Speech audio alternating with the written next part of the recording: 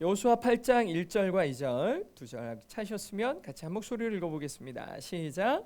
여호와께서 여호수아에게 이르시되 두려워하지 말라 놀라지 말라 군사를 다 거느리고 일어나 아이로 올라가라. 보라 내가 아이 왕과 그의 백성과 그의 성읍과 그의 땅을 다 내 손에 넘겨주었으니 너는 여리고와 그 왕에게 행한 것 같이 아이와 그 왕에게 행하되 오직 거기서 탈취할 물건과 가축은 스스로 가지라. 너는 아이성 뒤에 복병을 둘지니라 하시니. 아멘. 아멘. 오늘은 넘어지더라도 라는 말씀의 제목으로 함께 은혜를 나누도록 하겠습니다. 넘어지더라도. 오늘 본문 말씀은 여호수아와 이스라엘 백성들이 정복한 아이성에 대한 얘기입니다. 여호수아와 이스라엘 백성들은 여리고성의 정복으로 자신감이 넘쳐나고 있었어요. 원래 아이성하고 여리고성 비교가 안 되는 성이죠. 여리고성이 훨씬 큰 성인데 그 성을 정복하고 아이성으로 갔으니 자신감이 넘치죠. 하지만 이 두 번째 아이성에서 너무나 어이없게 패배하고 말았습니다. 아이성은요, 작은 성이었어요. 작은 성이었습니다. 여호수아서 7장 3절에 보면 여호수아에게로 돌아와 그들의 정탐을 하고 온 거죠. 정탐을 하고 오더니 여호수아에게로 돌아와서 그에게 이르되 백성을 다 올라가게 하지 마세요. 2-3천 명 정도만 올라가서 아이를 치게 해 주세요. 그들은 소순이 모든 백성을 그리로 보내서 수고롭게 하시지 마세요라고 얘기하죠. 우리 다 갈 필요 없어요. 다 피곤한데 그냥 한 2-3천 명 정도 가서 그냥 무찌러 버리면 돼요. 이렇게 하면서 아이성을 깐보죠. 아이성을 쉽게 봅니다. 자신감이 있었어요. 근데 이 이스라엘 백성들이 지금 갖고 있는 그 자신감의 근거가 틀렸어요. 이스라엘 백성들은 아이성이 크지 않고 사람들도 별로 없으니까 자기들이 쉽게 싸워 이길 수 있으리라고, 누가?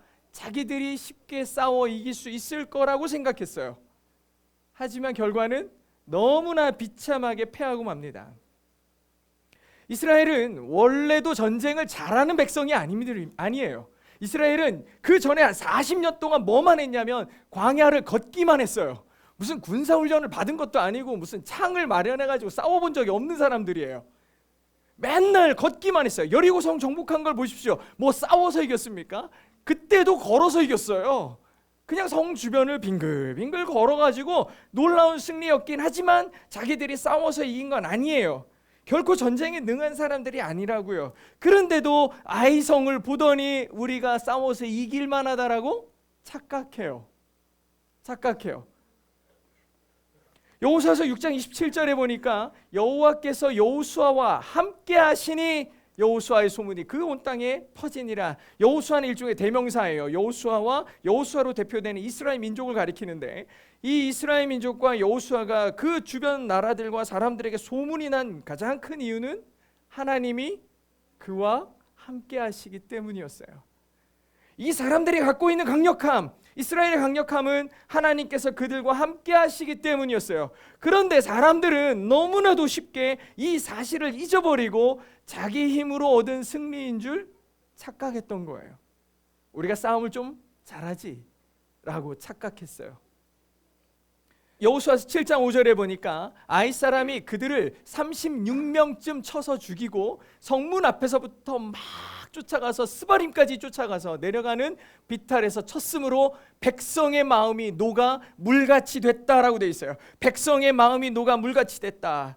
조금 전까지 막 충천했던 그 자신감들이 다 녹아서 물처럼 사그라들어 버렸어요. 패배한 사람들의 마음이 녹아서 물같이 되었다.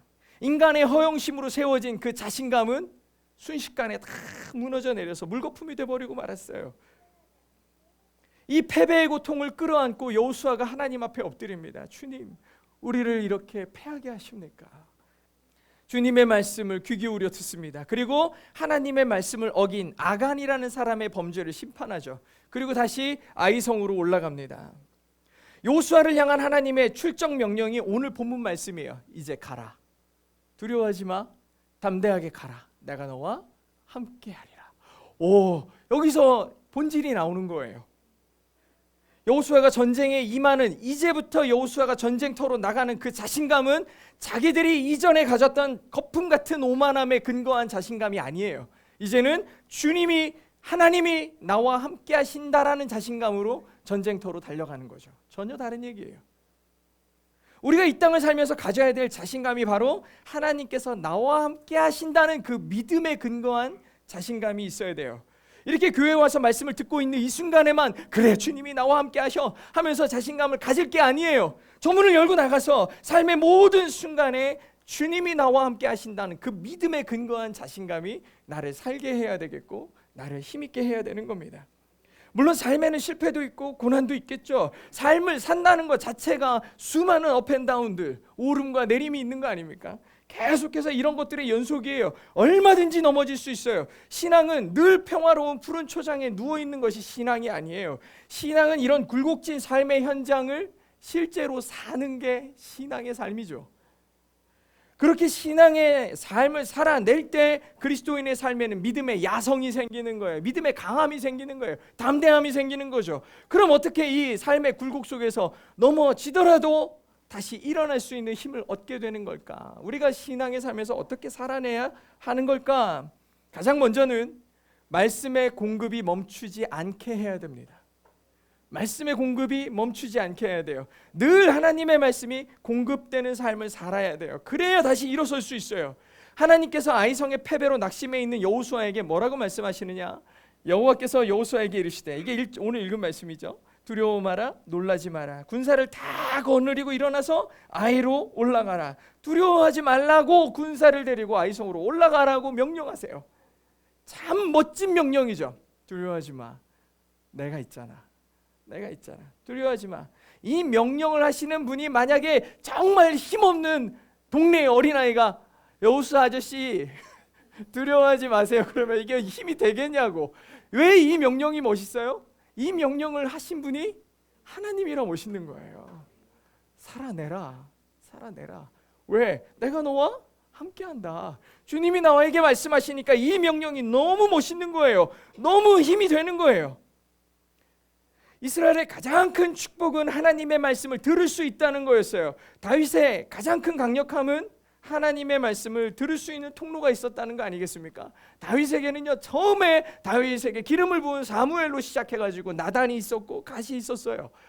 다윗의 삶에는 하나님의 말씀이 다윗의 귀에 들리도록 만들어주는 통로들이 있었어요. 얼마나 축복입니까? 얼마나 감사한 일이에요. 그래서 다윗은 회복할 기회가 있었습니다. 자기가 잘못된 행동을 하고 잘못된 결정을 할 때 그 선지자들이 득달같이 달려와서 너가 틀렸어라고 얘기해주는 선지자들이 있었어요. 너무 멋있는 거죠. 하나님의 말씀이 인생에서 무게중심을 잡고 있는 한 그리스도인의 삶은 흔들리지 않아요.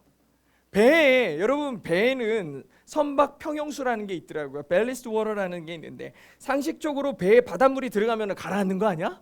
이런 생각이 들죠. 사실 배가 넘어지지 않도록 하기 위해서 꼭 필요한 게 바닷물이라 그래요. 제가 그림이 이렇게 있는데 보통 이렇게 항구에 정박을 하면은 배에다가 물을 싣는다 그래요. 여기가 이제 탱크입니다. 밸리스트 탱크인데 여기까지 다 탱크입니다. 그래서 짐이 없을 때는 다 여기다 물을 심어 놓는데요. 안 그러면 배가 가벼워서 위로 쭉 떠오른대요. 그러면 배가 이렇게 올라가면 넘어지는 거예요. 그러니까 물을 담아놔요.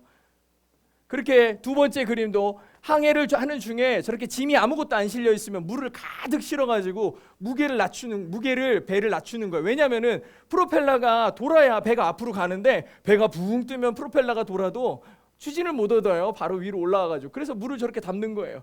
그리고 짐을 실은 만큼 또 물도 빠져가지고 저렇게 하면서 배가 바닷물 아래로 쭉 가라앉도록 해주는 게 바로 선박 평형수라는 거죠.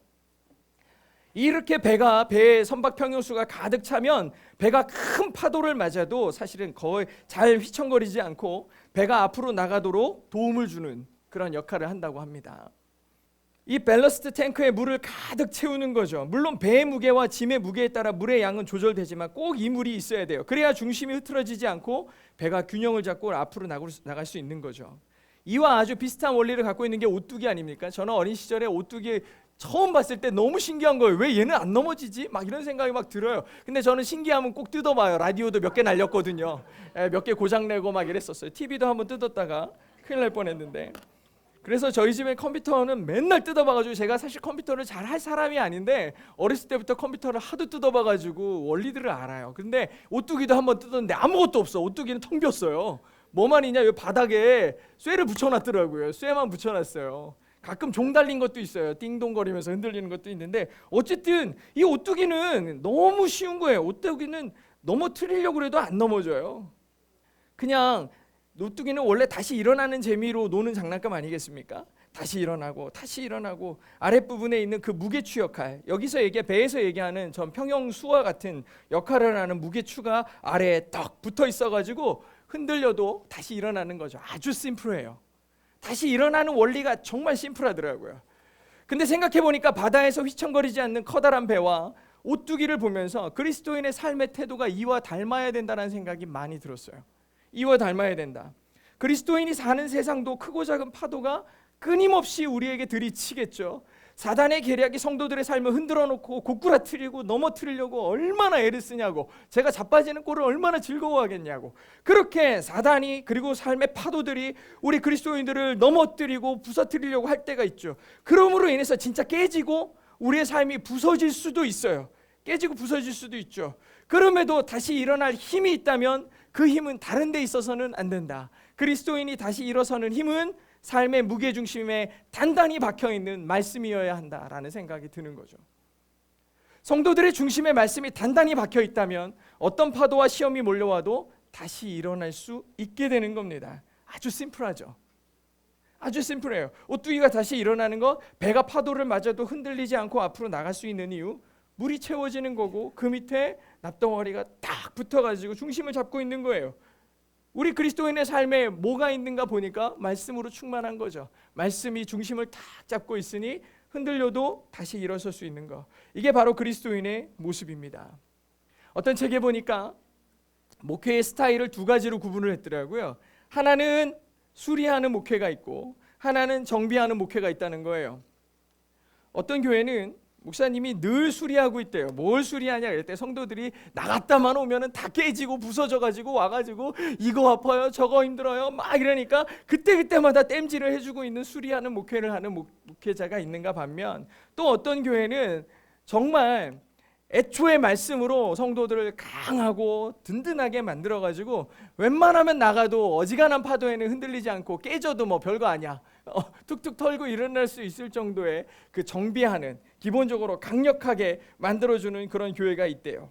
저는 어떤 스타일인가 생각해봤는데 둘 다 하고 있는 것 같은 느낌은 드는데, 요즘에 저한테 자꾸 말씀 공부하자 그러고 막 얘기를 하셔가지고 정비하는 목회로 조금씩 가는 것 같습니다. 어쨌든 늘 수리해야 되는 건 악순환의 반복이에요. 깨지고 나면은 또 나가면 또 깨져서 오고, 그게 약해요. 마음이 약하고 그렇더라고요. 평소에 교회의 목회자와 또 성도들이 진짜 집중해야 되는 건, 저희가 지금 하고 있는 말씀 통독이나 매일 성경이나 아니면 이렇게 설교 시간에 듣는 말씀들, 그리고 우리 튜닝 타임을 통해서 말씀에 집중하게 만드는 이런 모든 시간들, 사실 굉장히 중요한 시간이에요. 우리가 말씀에 집중하게 만드는 것, 우리의 연약함, 우리의 복잡한 삶의 중심을 다 걷어내고 심플하게 말씀이 내 삶의 중심이 되도록 만드는 과정이죠. 그렇게 해서 흔들리지 않도록 하는 것. 그래야 위기에도 자신감을 잃지 않고 말씀의 평형추를 단단히 우리 삶에 고정할 수 있게 되는 거죠. 욥의 고백 가운데 가장 아름다운 고백은 23장 10절에 있습니다. 뭐라고 고백하냐? 같이 읽겠습니다. 시작. 그러나 내가 가는 길을 그가 아시나니 그가 나를 단련하신 후에는 내가 순금같이 되어 나오리라. 아멘. 욥의 이야기를 읽는 건 참 불편한 일이지만 욥의 이 고백은 많은 그리스도인들이 외우고 있는 말씀입니다. 욥이 한 이 고백의 핵심은 하나님께서 허락하신 이 고난이라는 단련을 통해 자신을 순금과 같이 하겠다라는 거예요.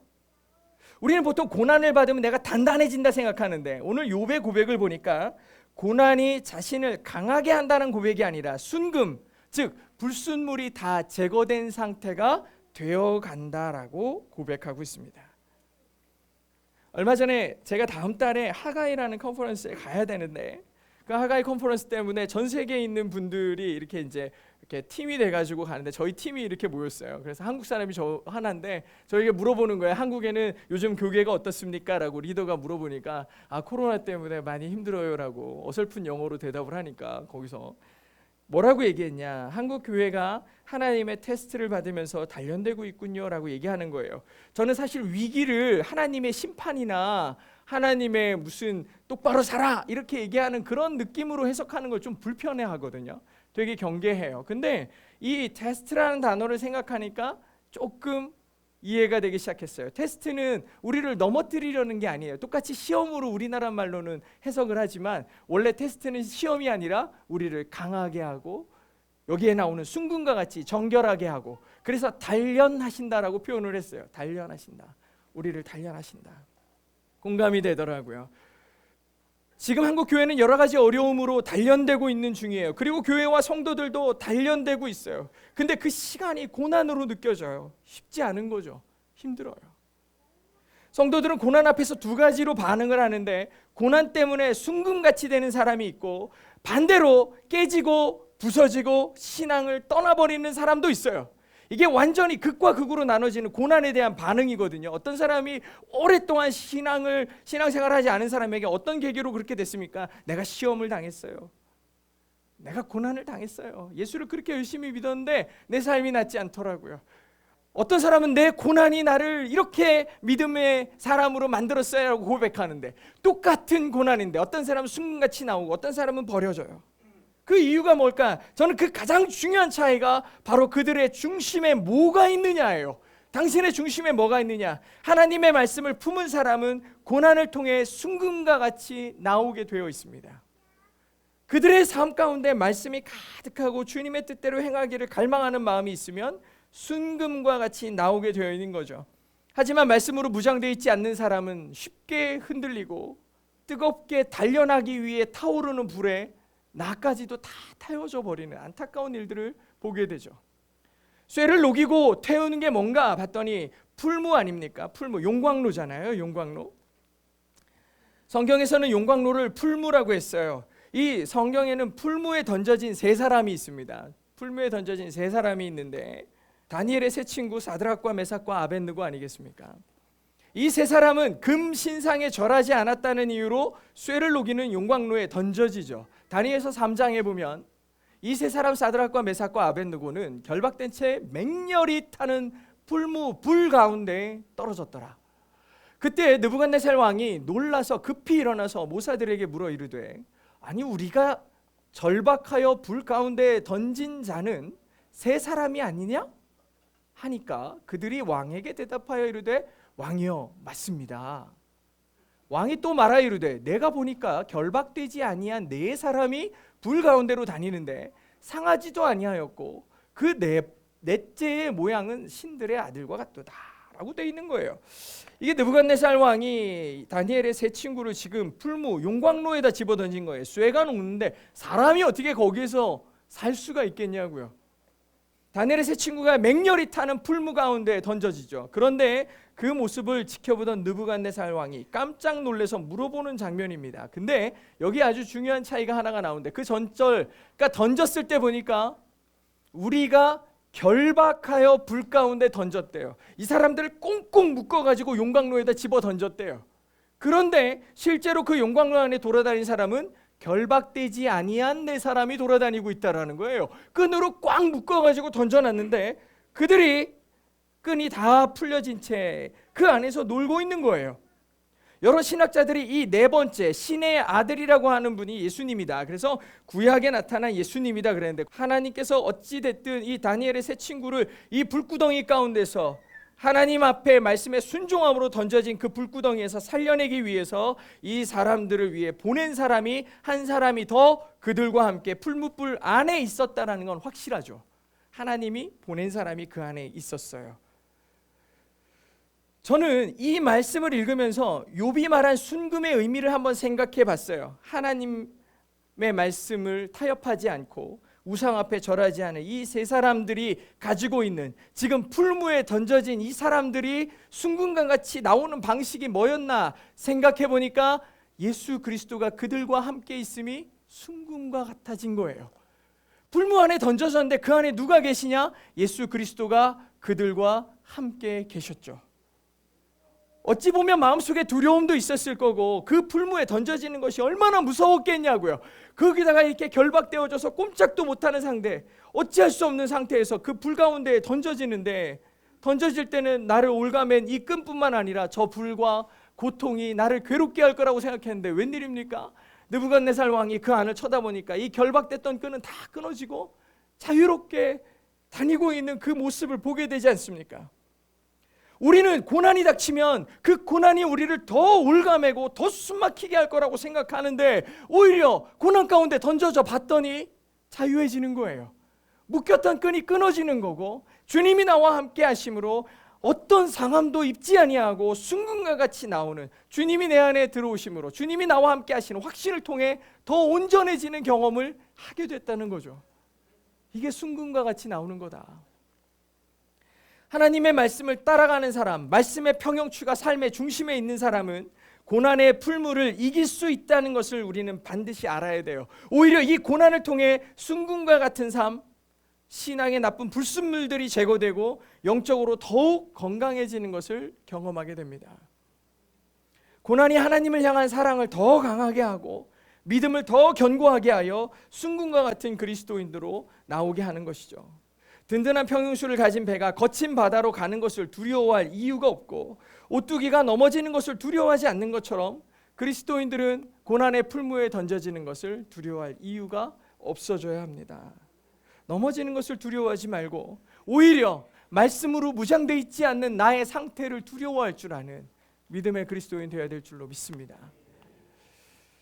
삶의 굴곡에서 흔들리지 않을 수 있는 또 하나의 방법은 멈출 수 있는 능력이 있는가입니다. 멈출 수 있어야 한다. 이스라엘이 아이성에서 패배하게 된 가장 중요한 이유가 아간의 범죄였습니다. 하나님께서 여리고성을 정복하고 그 어떤 것도 손대지 말라고 그러셨어요. 여호수아서 6장 18절로 19절에 보니까 너희는 온전히 바치고 그 바친 것 중에서 어떤 것이든지 취하여 너희가 이스라엘 진영으로 바치는 것이 되게 하여 고통을 당하게 되지 아니하도록 오직 너희는 그 바친 물건에 손대지 마라. 손대지 마라 라고 당부하셨어요.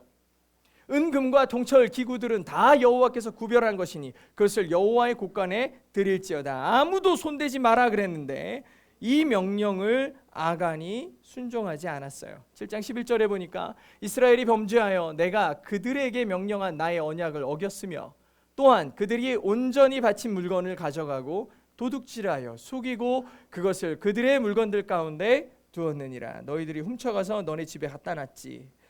그 다음날 바로 여호수아가 제비뽑기를 시작을 해가지고 아간을 찾아내죠. 결국 아간은 돌에 맞아 죽게 되었고 그 돌모드기가 쌓여있는 곳이 그 고통의 골짜기, 아골 골짜기가 되지 않습니까?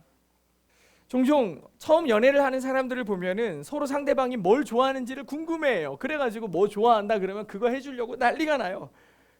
엄청 노력을 해요. 근데 그게 얼마나 가겠습니까? 얼마 안 가요. 좋아하는 거 해주는 것도 쉽지 않아. 쉽지 않아요. 시간이 지나면서 그 열심은 사그러들게 돼 있고 이 상태, 이 사그러든 상태, 더 이상 뭘 하지 않는 상태가 지속되고 있어요. 그러니까 우리가 서로 사랑하긴 하는 걸까? 이런 이상한 소리나 쌓고 그러는 거죠. 그러면 어떻게 내가 사랑하고 있다는 것을 알 수 있을까? 저는 그것의 그 가장 중요한 기준이 뭘까 또 생각해 봤더니 이제 상대방이 싫어하는 거를 하지 않는 거라고 합니다. 싫어하는 말, 싫어하는 행동 하지 않는 거죠. 그리스도인의 삶도 이와 닮아 있는 것 같습니다. 성경에는요, 하나님께서 사람들을 향해서 하라는 말, 하지 말라는 말, 사람과 하나님 사이의 약속들이 성경에는 가득 기록되어 있어서 Old Testament고 New Testament예요. 두 개 다 약속이에요. 하나님과 우리 사이의 약속들이 기록된 책이 성경이죠. 하나님과 우리의 약속이고 그 약속들이 구약과 신약으로 기록된 게 성경이에요. 하나님의 말씀을 따라서 가야 할 때 가는 거고 멈춰야 할 때 멈추는 게 진짜 중요해요. 저도 여러 가지 사역을 하다 보면은 분명히 멈춰야 한다는 하나님의 강력한 사인을 마주할 때가 있어요. 멈춰라. 때론 여기서 멈추면 여기까지 왔는데 멈추라고? 이러면서 막 아까울 때가 있어요. 조금만 더 하면 좋을 것 같은데. 여기서 멈추면 손해가 클 것 같은데 하는 순간이 있어요. 이번 기회 놓치면 엄청 후회할 것 같다는 생각이 막 들 때도 있어요. 하나님께 자꾸 양해를 구해. 가야 돼요. 저 해야 돼요. 자꾸 이럴 때가 있어요. 조금만 이기적이고 조금만 비겁해지면은 좋은 것들을 누릴 수 있을 것 같은 그런 생각들이 드는 순간들이 분명히 있어요. 근데 바로 그때 멈춤의 사인들이 삶에 닥칠 때가 되게 많아요. 여기까지야. 그만. 하나님이 그만 그럴 때가 많아요. 다행히도 제 주변에는 빨간 신호등이 엄청 많아요. 저한테 하지 마시라고 하는 사람들 많아요. 네, 그래가지고 눈만 뜨면 다 빨간 신호등이야. 그래가지고 못하게 생겼어요. 뭐 하지 말라고. 사실 출발하라는 초록 신호등에서 약간 주춤하면 기껏해야 뒤에서 빵빵거리고 옆에 지나가면서 눈 흘겨보고 이런 정도로 끝나죠. 근데 빨간 신호등을 무시해서 사고가 나면 큰일 나는 거예요. 가라는 사인보다 멈추라는 사인이 훨씬 신중해야 되고 훨씬 잘 들어야 돼요. 우리가 빨간 사인, 멈추라는 사인에 집중해야 되는 이유예요. 지금 이 시대에 많은 교회와 성도들이 봐야 할 사인은 멈춤의 사인이에요. 사람들이 다윗 왕에 대해서 이런저런 모양으로 칭찬을 많이 하는데 저도 이번에 성경 통독을 하면서 다시 한번 느낀 다윗의 탁월함이 있었습니다. 바로 뭐냐? 성전을 건축하지 않았어요. 다윗은 너무나 성전을 건축하고 싶었어요. 어느 날 사무엘하 7장에 보니까 왕이 다윗이죠. 왕이 선지자 나단에게 이르되 볼지어다 나는 백향목 궁에 살거늘 하나님의 궤는 휘장 가운데 있도다. 나는 이렇게 좋은데 이렇게 누리고 있는데 하나님의 궤는 아직도 저 광야를 다니던 궤가 하나님의 궤가 저 휘장 안에 있다니 안 되겠다. 하나님을 위한 전을 지어야 되겠다. 이 마음을 먹어요. 다윗이 하나님 얼마나 사랑했는지 알잖아요. 그러니까 하나님을 위한 전을 짓고 싶은 거예요. 너무 마음에 짓고 싶은데 하나님은 다윗이 성전 세우는 걸 원하지 않으셨어요. 다윗이 선지자 나단을 통해서 하나님의 뜻을 듣습니다. 나단이 와서 하나님은 왕이 성전 짓는 걸 원하지 않으세요. 그 얘기 듣는 순간 다윗이 성전을 건축하지 않습니다. 대신 다윗은 죽기 직전까지 뭐 하느냐? 아들 솔로몬이 성전을 지을 수 있도록 온 나라에서 재료들을 다 불러와요. 야, 고리에다가 노 들어가잖아. 저기에 노시 잘 나오는데 최고의 노시 어디 있지? 저기 있구나. 다 모아요. 와, 성전을 지으려면 나무가 많이 들어가잖아. 제일 좋은 나무 백향목. 백향목을 다 수입해 와요. 그래가지고 다 쌓아놔요. 하나님의 성전을 지을 준비를 최선을 다해서 열심히 해요. 정작 건축을 하지는 않아요. 다윗은 능력이 있었어요. 다윗은 성전 건축에 대한 간절한 소망이 있었어요. 그럼에도 불구하고 하나님의 뜻에 순종하느라 멈춤의 신호에 멈췄습니다. 역대하 22장 7절부터 10절에 보면은 다윗이 솔로몬에게 이르되 내 아들아 나는 내 하나님 여호와의 이름을 위하여 성전을 건축할 마음이 있었다. 솔로몬에게 당부하는 거예요. 솔로몬 아들아 나는 정말 성전을 건축하고 싶었어. 근데 하나님이 말씀하시기를 뭐라 그러냐? 너는 피를 심히 많이 흘렸고 크게 전쟁을 많이 치렀으니까 너는 내 앞에서 땅에 피를 많이 흘렸으니 내 이름을 위하여 성전을 건축하지 마라. 보라 한 아들이 너에게서 날 텐데 그는 온순한 사람이라서 내가 그로 주변 모든 대적들에게서 평안을 얻게 하리라. 얘는 전쟁 안 치를 거야. 얘가 통치하는 나라는 평안할 거야. 내가 지켜줄 거거든. 그러니까 그의 이름을 솔로몬이라고 그러고 내가 그의 생전의 평안과 안일함을 이스라엘에게 줄 거니까 내가 그 이름을 위하여 성전을 건축할지라. 네 아들에게 솔로몬에게 성전을 건축하게 해라 라고 하나님께서 다윗에게 당부하신 얘기를 다윗이 솔로몬에게 해주고 있어요. 그러면서 유언으로 아들아 네가 성전을 건축해야 된다라고 얘기해줘요. 하나님께서 다윗이 성전 건축을 할 수 없다고 하신 이유, 손에 피를 많이 묻혔대. 그럼 손 닦으면 되죠. 이렇게 얘기할 수 있잖아요. 그죠? 손 닦으면 되죠. 전쟁을 많이 치렀느니라 하나님이 하라고 한 거 아니에요. 하나님이 하라고 그래서 한 거 아니에요. 나 지을 거예요. 나 진짜 멋있게 지어가지고 하나님 짓고 나면 좋아할걸요? 이러면서 한다고 했을 거야. 고집을 부릴 수 있었다고요. 다윗 말고요. 다른 왕들 위에 사울, 그 밑으로 수많은 왕들, 그 이전에 사사들 다 자기 마음대로 해요. 다 자기 마음대로 하고 결국에는 그걸 다 자기 마음대로 하면서 그게 하나님의 뜻이라고 합리화하는 사람들이 얼마나 많았어요. 수두룩했다고요. 지금도 자기가 하고 싶은 거 하면서 하나님의 말씀을 이용해가지고 하나님의 뜻이라는 둥 하면서 자기의 얘기들을 합리화하는 사람 얼마나 많아요. 결국 자기가 영광 받기를 원하고 사람들이 자기를 기억해 주기를 원하니까 뭔가 업적을 만들려고 하나님의 뜻을 반하는 자기 일들을 했어요. 근데 다윗은 멈췄어요. 스탑. 여기까지다. 여기까지야. 그러니까 딱 멈추는 거예요. 이게 다윗의 탁월함이었어요. 그리스도인들은 우리 주일에 안식하지 않습니까? 쉬지 않냐고. 이게 그리스도인이 멈춤에 대해서 반응하는 방식이에요. 일주일 얼마나 치열하고 분주합니까? 근데 주일이 되면은 다 멈추고 주님 앞에 나오잖아요. 주님 앞에 나와서 가만히 주의 말씀을 듣죠. 멈춤이 굉장히 중요해요. 주일을 거룩하게 지킨다는 건 하나님의 말씀에 순종하는 거고 멈춤의 본이 되는 거예요. 이것이 바로 믿는 자들의 모습입니다. 사랑하는 성도 여러분, 오늘은 넘어지더라도라는 말씀의 제목으로 삶의 굴곡에서 흔들리지 않고 넘어지더라도 다시 일어날 수 있는 방법을 함께 나누었습니다. 아이성의 패배로 큰 두려움과 낙심을 경험한 여호수아와 이스라엘 백성들이 다시 일어날 수 있었던 것은 하나님의 말씀 때문이었어요. 그 백성을 향해 하시는 말씀을 귀 기울여 듣고 그들의 삶의 중심에 말씀을 두었기에 오뚜기처럼 다시 일어날 수 있었습니다. 말씀으로 무장한 성도들의 삶은 잘 흔들리지도 않지만 넘어지더라도 다시 일어날 수 있어요. 어느 순간엔 넘어지더라도 두려워하지 않게 되는 사람이 되어가요. 오뚜기가 넘어지는 걸 두려워하겠냐고요. 다시 일어날 텐데 뭘. 말씀으로 무장한 성도들의 삶은 잘 흔들리지도 않지만 넘어지는 것을 두려워하지 않게 됩니다. 좀 깨지고 상처가 나도 툭 털고 일어날 수 있는 담대한 사람이 돼요. 동시에 말씀대로 순종하는 사람이 돼야 굴곡에서 일어날 수 있어요. 특히 순종하되 멈출 줄 아는 순종도 필요하다라는 거예요. 우리는 어떤 어려움에도 가야 한다고 말해요. 일부 맞을 수 있어요. 가는 길에 사단이 방해할 수도 있거든요. 하지만 하나님의 말씀을 삶의 중심추로 삼지 않으면 하나님의 멈춤 신호에도 반응하지 않을 수 있어요. 그러면서도 하나님이 멈추라는데 돌파를 외치면서 달려가는 사람들도 있다고. 얼마나 위험하냐고요. 자기 생각이 하나님의 뜻보다 앞서가는 것을 주의해야 됩니다. 그러기 위해 우리는 말씀의 평형추가 우리 삶 가운데 깊이 새겨져야 돼요. 그리스도인이 가져야 될 자신감의 근거는 하나님의 뜻대로 행함에 있어야 됩니다. 그렇게 하나님의 뜻대로 살려는 믿음이 기반이 되어서 자신감이 넘쳐야 돼요.